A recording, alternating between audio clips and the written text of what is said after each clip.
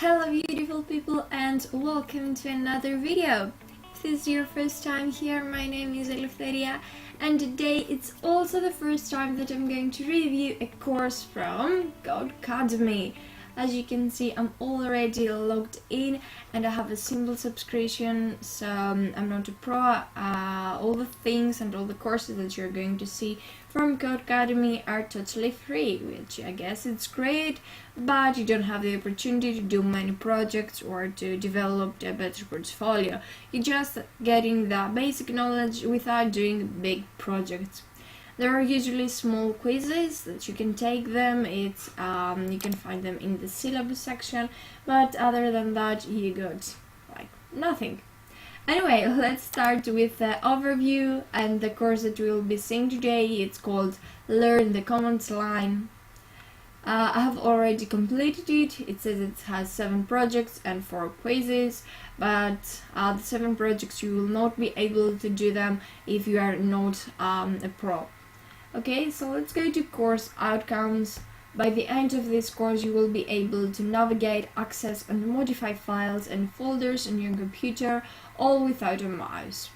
While in the command line, which is actually a good question, we use our mouse and fingers to click images of icons and access files, programs and folders on our devices.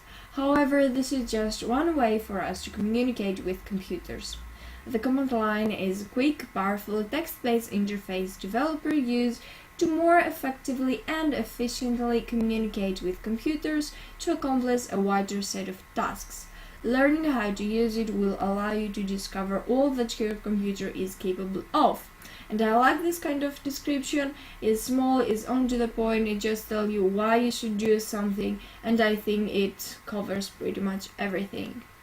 If you go to syllabus, you'll see that there are 4 sections, and every section you are able to see only the first part, as the rest of them maybe it's a project or some extra things, but you will not be able to view them. So let's go to the first one, which is actually navigation, and here you will see that Codecademy doesn't really have videos, or at least not many of them. But you'll have a sheet that will tell you some things, and then you have some instructors that you will be able to do them. And if you're not able to do them, you have your forums where you can get in and communicate and connect with others. Or sometimes if you try something a lot of times and you get it wrong, then you also have some extra help displayed in this black panel here. You can upgrade anytime you wish, and here it says if you are connected to Codecademy or not. Sometimes I have some problems. If I don't have a very good internet connection, it will immediately log me out. So actually this green button here is quite interesting.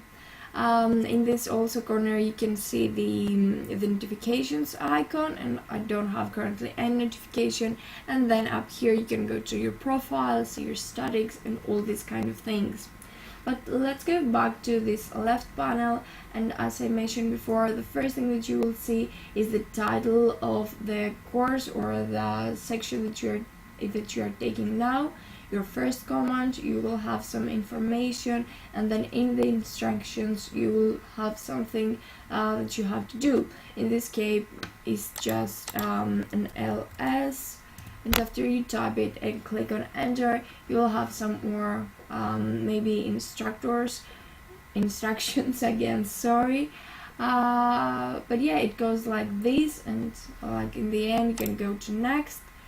Here you can see all your progress, or also by here you can access your progress and your courses. So let's continue.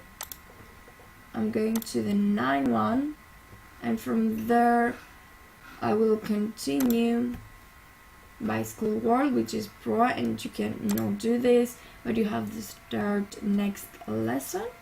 And now you are on the second section. As you can see here, I've already completed that, so I won't do that again. Let me show you another thing here. So now I'm logged out. So this is how you will be able to see it if you don't have an account in Codecademy.